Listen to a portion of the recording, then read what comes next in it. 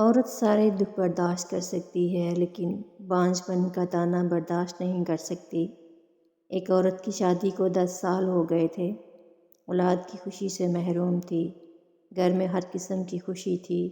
خوشی نہیں تھی تو اولاد کی نہیں تھی۔ سارے رشتہ دار، محلے دار سب کہتے تھے بانجھ ہے، اس کو اولاد نہیں ہوگی۔ اس کے شوہر سے کہتے تھے اپنی دوسری شادی کر لے۔ شوہر بہت اچھا تھا، دونوں میاں بیوی میں بڑا پیار تھا۔ ایسے میں وہ دوسری شادی کا سوچ بھی نہیں سکتا تھا۔ وہ اپنی بیوی کو سمجھاتا ہے کہ لوگوں کی باتوں پر دھیان نہ دیا کرو۔ جب مجھے اس بات کی پرواہ نہیں ہے تو آپ کیوں پریشان ہوتی ہیں؟ کیوں لوگوں کی باتوں کی پرواہ کرتی ہیں؟ ہمارے نصیب میں جب اولاد ہوگی تو اللہ دے دے گا۔ اس عورت نے ڈاکٹر، درگاہ، مسجد، مندر، پیر، فقیر کوئی نظر نیاز نہیں چھوڑی تھی۔ سارے کام کر لیے لیکن اولاد کی نعمت سے محروم رہی۔ زمانے کے تانے اور گھر والوں کے پریشر سے وہ اندر سے ٹوٹ گئی تھی اور سجدے میں سر رکھ کر رونے لگی۔ اللہ سے فریاد کرنے لگی، اے میرے پروردگار، اے کائنات کے خالق و مالک، میں تیرے کن کی منتظر ہوں۔ اب مجھ سے اور صبر نہیں ہوتا، میرا کلیجہ پھٹ جائے گا تانے سن سن کے کہ میں بانجھ ہوں، میں بانجھ ہوں۔ اللہ تعالیٰ مجھ کو ایک بیٹا عطا فرما، چاہے کانا ہی کیوں نہ ہو۔ بڑے بوڑھے کہتے ہیں کہ جب بھی دعا مانگو اچھی مانگو اور اللہ سے خوبصورت اور قیمتی چیز مانگو، کیونکہ اس کے خزانے بڑے وسیع ہیں۔ اس میں کون سی کمی ہو جانی ہے؟ یہ کوئی نہیں جانتا کہ کون سا وقت قبولیت کا ہے۔ وہ وقت قبولیت کا تھا۔ اللہ تعالیٰ نے دعا قبول کر لی۔ عورت کی گود ہری ہو گئی اور 9 ماہ بعد ہاسپٹل میں اس کو بیٹا پیدا ہوا۔ نرس آ کے بتاتی ہے کہ آپ کا بیٹا ہوا ہے۔ وہ میاں بیوی اتنے خوش ہوتے ہیں کہ سارے ہاسپٹل میں مٹھائیاں بانٹتے ہیں، نرس کو بخشش دیتے ہیں۔ نرس تھوڑی دیر بعد پھر آ کر کہتی ہے کہ بیٹا تو پیدا ہوا ہے لیکن اس میں ایک کمی ہے۔ ماں باپ پریشان کہ کیا کمی ہے؟ نرس کہتی ہے بیٹا کانا ہے۔ اس وقت ماں کو خیال آتا ہے کہ میں نے دوا مانگی تھی۔ اب دونوں میاں بیوی پریشان ہیں۔ نرس کہتی ہے اس کا بھی ایک حل ہے، اب دونوں میں سے کوئی اپنے بیٹے کو آنکھ دے دے تو بیٹا ٹھیک ہو جائے گا، دونوں آنکھوں سے دیکھ سکے گا۔ شوہر کہتا ہے جب ایک آنکھ سے پورا نظر آتا ہے ہم کیوں اس کو اپنی آنکھ دیں؟ ماں جو سوچوں میں گم تھی کہتی ہے میری آنکھ لگ جائے گی؟ نرس کہتی ہے بالکل لگ سکتی ہے، بچے کو تھوڑا بڑا ہونے دیں۔ کچھ عرصے بعد ماں کی آنکھ اس بچے کو لگ جاتی ہے۔ بیٹا دونوں آنکھوں سے دیکھتا ہے پر ماں کانی ہو جاتی ہے۔ ماں اس کی ہر خواہش پوری کرتی ہے۔ ماں سوچتی ہے اس کو میں اچھے اسکول میں داخل کراؤں گی جہاں پہ میرا بیٹا بڑا آدمی بنے گا، اس کو میں کمشنر بناؤں گی، میں کمشنر کی ماں بنوں گی، لوگ مجھے کمشنر کی ماں کہیں گے۔ جو علاقے کا سب سے بڑا اور اچھا اسکول تھا جہاں بڑے بڑے لوگوں کے بچے پڑھتے تھے، اس انگلش میڈیم اسکول میں ماں بچے کو لے کے جاتی ہے اور بچے کے ایڈمیشن کی بات کرتی ہے۔ اسکول کا اسٹاف حیرانی سے ماں اور بچے کی طرف دیکھتے ہیں اور سوچتے ہیں کہ ماں اتنے مہنگے اسکول میں بچے کو لے کر آ گئی ہے، اس کی اتنی حیثیت نہیں کہ وہ اتنی زیادہ فیس دے سکے۔ اسکول کا اسٹاف کہتا ہے کہ ماں جی یہ اسکول آپ کے لیے نہیں ہے، آپ کسی اور اسکول میں اپنے بچے کا ایڈمیشن کروا لیں، یہاں پر فیس بہت زیادہ ہے، آپ اتنی زیادہ فیس نہیں دے سکیں گی۔ مگر ماں کہتی ہے کہ میں اپنے بیٹے کو اسی اسکول میں پڑھاؤں گی۔ اسٹاف تنگ آ کر ماں کو پرنسپل کے پاس بھیج دیتا ہے۔ ماں پرنسپل سے کہتی ہے کہ میں اپنے بچے کو اسی اسکول میں پڑھاؤں گی اور آپ کی جتنی بھی فیس ہے میں وہ جیسے بھی کر کے دے دوں گی، آپ میرے بچے کا ایڈمیشن کر لیں۔ پرنسپل ماں کی ریکویسٹ پر بچے کا ایڈمیشن کروا دیتا ہے اور بچہ اسکول آنے لگتا ہے، وہاں پڑھنے لگتا ہے۔ اس کی ماں ہر روز چھوڑنے جاتی ہے اور لینے جاتی ہے تو سب بچوں کو معلوم ہو جاتا ہے کہ جو عورت اسے چھوڑنے آتی ہے بچے کی ماں ہے، وہ تو کانی ہے۔ بچے اس لڑکی کو چھیڑتے ہیں، کانی کا بیٹا، کانی کا بیٹا۔ اب نہ تو وہ بچوں کو منع کر سکتا ہے، بچے بڑے شرارتی تھے، وہ بڑا تنگ تھا، بچہ اپنی ماں سے بڑا ناراض تھا کہ اس نے مجھے بدنام کر کے رکھ دیا ہے۔ ماں سے کہتا ماں خبردار، مجھے اسکول چھوڑنے بھی نہیں آنا اور لینے بھی نہیں آنا۔ ماں کہتی ہے پتر میں نہیں آؤں گی، لینے بھی اور چھوڑنے بھی، بس تو اپنی پڑھائی پر دھیان دے۔ بچہ پڑھتا رہا۔ بچہ ابھی چوتھی پانچویں کلاس میں تھا کہ اس کے والد کی وفات ہو گئی اور اس کے گھر کا سارا نظام وہیں چلا رہا تھا، اس کی اسکول کی فیس دے رہا تھا۔ باپ کی وفات سے ماں کو گہرا صدمہ پہنچتا ہے۔ بچہ ابھی چھوٹا تھا اور بے حد لاڈلا بھی تھا، اس لیے باپ کی وفات کی کوئی خاص پرواہ نہیں تھی۔ والد کی وفات کے بعد گھر کا سارا بوجھ ماں پر آن پڑا۔ ماں نے لوگوں کے گھروں میں کام کرنا شروع کر دیا۔ اس کی ایک ہی دھن تھی، میں نے اپنے بچے کو بڑا آدمی بنانا ہے، کمشنر بنانا ہے۔ اسی چکر میں لگی رہی، بچے کی فیس ادا کرنی ہے۔ بچہ بہت لائق تھا، پڑھتا گیا، ٹاپ کرتا گیا۔ بچہ پھر پڑھنے کے لیے شہر چلا گیا۔ پیچھے ماں لوگوں کے گھروں میں کام کرتی، پیسے جمع کرتی اور بچے کو بیچ دیتی۔ لوگ ماں کو کہتے کہ کیا کرے گی بچے کو اتنا پڑھا کر؟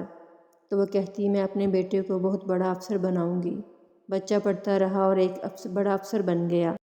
پھر اس نے ایک خط لکھا کہ ماں میں افسر بن گیا ہوں، میں اپنے علاقے کا کمشنر بن گیا ہوں۔ ماں بڑی خوش، سارے محلے میں جاتی ہے، سب کو بتاتی ہے میں افسر کی ماں ہوں، میں افسر کی ماں ہوں، میرا بیٹا کمشنر لگ گیا ہے۔ لوگ اس پر ہنستے تھے، بڑھیا پاگل ہو گئی ہے۔ ماں کہتی میرا بیٹا آئے گا اور مجھے شہر لے کر جائے گا۔ پر بیٹے نے پلٹ کر ماں کی خبر تک نہ لی۔ ماں سوچتی رہ گئی کہ میرا بیٹا کیوں نہیں آ رہا۔ پھر اس کو ایک خط آتا ہے کہ ماں میں نے شادی کر لی۔ ماں جب خط پڑھتی ہے تو زاروں کی طرح روتی ہے اور کہتی ہے کہ مجھے اتنے ارمان تھے کہ بیٹے کی شادی کرتی اور بہو گھر لاتی۔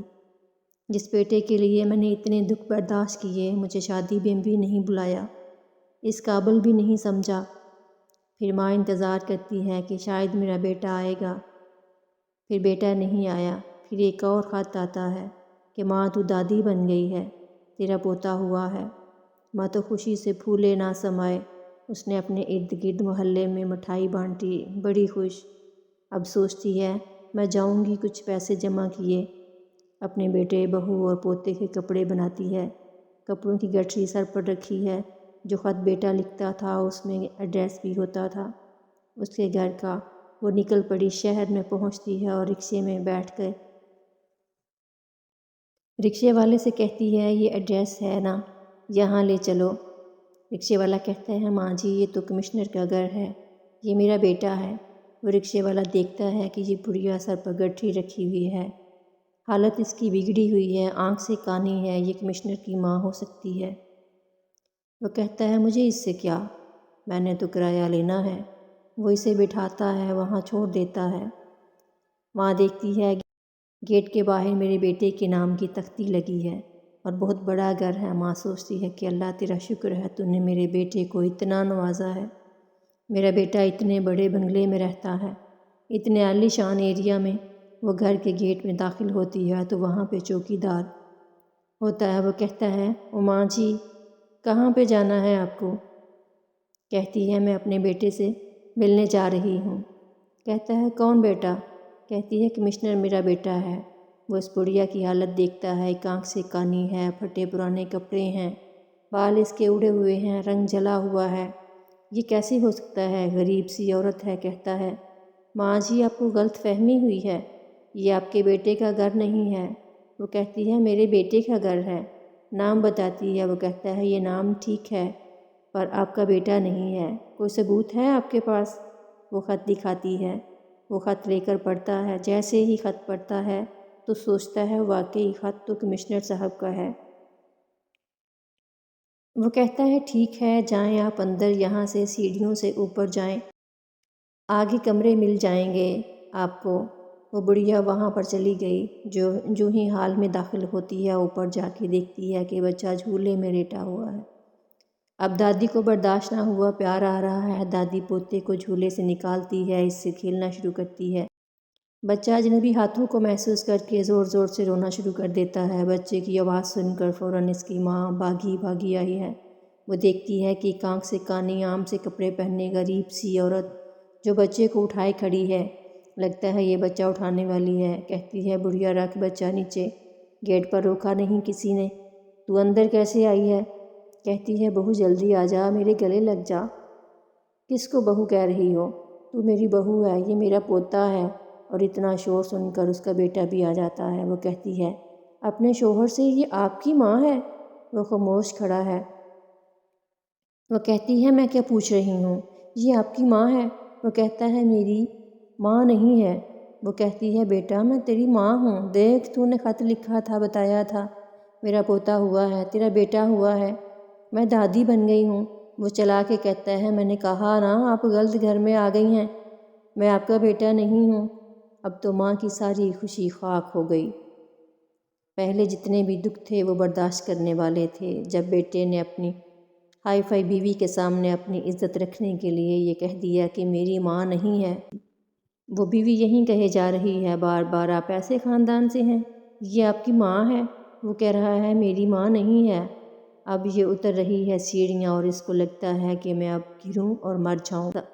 ماں بڑے بوجھل قدموں کے ساتھ باہر آتی ہے، وہاں چوکیدار بیٹھا ہے۔ جب چوکیدار نے اس کی حالت دیکھی، اس کی آنکھوں سے آنسو بہہ رہے تھے، وہ بری طرح رو رہی تھی۔ وہ چوکیدار سے کہتی ہے بیٹا میرا ایک کام کر دے۔ وہ کہتا ہے کیا کام ہے؟ وہ کہتی ہے کہ مجھے ایک خط لکھ دے۔ جب خط پورا ہو جاتا ہے چوکیدار سے برداشت نہیں ہوتا، وہ اپنے آنسو چھپانے کے لیے سائڈ پہ چلا جاتا ہے۔ بڑھیا ایک ہاتھ میں خط پکڑ کر دوسرے ہاتھ میں وہ گٹھڑی جس میں بہو بیٹے اور پوتے کے کپڑے تھے اٹھاتی ہے اور گیٹ سے باہر نکل جاتی ہے اور گھر کے سامنے سڑک پر گھاڑی کے نیچے آ کر اپنی جان دے دیتی ہے۔ اس کا بیٹا اس کی بہو گھر سے باہر جا رہے ہیں۔ جب باہر پہنچتے ہیں تو دیکھتے ہیں کہ گیٹ کے سامنے سڑک پر لوگ جمع ہیں۔ وہ دونوں میاں بیوی دیکھتے ہیں کہ بڑھیا زخمی حالت میں سڑک پر پڑی ہے۔ بہو بھاگ کے جاتی ہے، دیکھتی ہے یہ وہیں بڑھیا ہے۔ وہ کہتی ہے تمہاری ماں ہے نا؟ یہ کہتا ہے میری ماں نہیں ہے۔ اب وہ آگے پہنچتی ہے، اس کی مٹھی میں وہ خط تھا، وہ خط دیکھتی ہے۔ خط پہ لکھا تھا بیٹا تو جب پیدا ہوا تھا تیری ایک آنکھ نہیں تھی، میں نے اپنی آنکھ تجھ کو دی تاکہ تو میری نظر سے دنیا کو دیکھے۔ میں نے پتہ نہیں کون سا گناہ کیا تھا جس کی مجھے یہ سزا ملی ہے۔ میں نہ اپنے بیٹے سے پیار کر سکی اور نہ پوتے سے پیار کر سکی۔ تمہارا باپ بچپن میں فوت ہو گیا تھا، بڑی مشکل سے میں نے تمہیں پالا۔ میرا ایک سپنا تھا کہ تمہیں بڑا آدمی بناؤں گی، کمشنر بناؤں گی۔ مجھ پر لوگ ہنستے تھے جب میں محلے میں مٹھائیاں بانٹتی تھی۔ میرا بیٹا بڑا آدمی بن گیا، مجھ کو شہر لے کے جائے گا۔ مجھ پر لوگ ہنستے تھے، میں نے کبھی اس پر غور نہیں کیا تھا۔ تو مجھے ملنے نہیں آیا، میں نے برداشت کر لیا۔ تو نے شادی کر لی، میں نے برداشت کر لیا۔ آج تو نے مجھے پہچاننے سے انکار کر دیا، یہ مجھ سے برداشت نہیں ہوا۔ اس سے اچھا ہے کہ مجھ جیسی بد نصیب عورت مر جائے۔ خط پڑھنے کے بعد اس کی جو بہو ہے وہ دھاڑے مار مر کر روتی ہے، وہ بھی ایک ماں تھی، ایک بچے کی ماں۔ وہ اپنے شوہر کے منہ پر وہ خط مارتی ہے اور کہتی ہے آج اسی وقت مجھے طلاق دو۔ وہ اسے طلاق لے کے اپنا بچہ لے کے وہاں سے چلی جاتی ہے، اور جو اس کا بیٹا تھا اس میں اتنا ظرف نہیں تھا کہ پھر بھی محلے داروں کو، ارد گرد کے لوگوں کو بتا سکتا کہ یہ بڑھیا میری ماں ہے۔ بڑھیا کو ایک لاوارث سمجھ کے دفنایا گیا، اس کا اکلوتا بیٹا جس نے ماں کو ساری زندگی دکھوں کے سوا کچھ نہیں دیا، اس کا کیا ہوگا؟ کمنٹ باکس میں آپ اپنی رائے کا اظہار ضرور کیجیے گا۔ ویڈیو آپ کو کیسی لگی کمنٹ باکس میں کمنٹس کر کے ضرور بتائیں۔ ویڈیو کو لائک اور دوستوں میں شیئر ضرور کریں۔ اگر آپ ہمارے چینل پر نئے ہیں تو چینل کو پلیز سبسکرائب ضرور کر لیجیے۔ شکریہ۔